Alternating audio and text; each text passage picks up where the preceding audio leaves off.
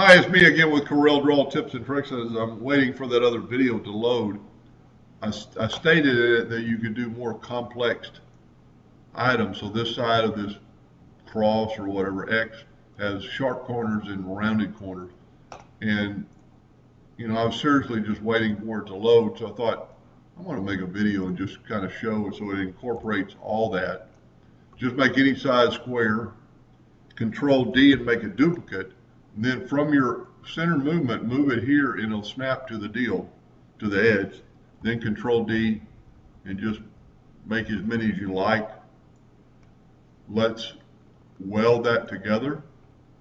Now with our shape tool, we're going to, holding down the shift key, we're going to select half of these on the inside, and then we're going to do half of them on the outside, and hopefully I've got the same amount, and it looks like I did.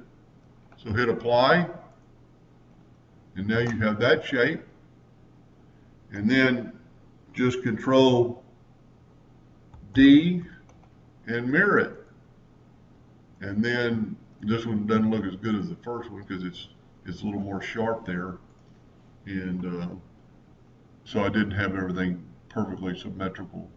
But you can see you've got rounded side. Well, this is actually different because I've got, well, this is the same, but you've got curved and straight.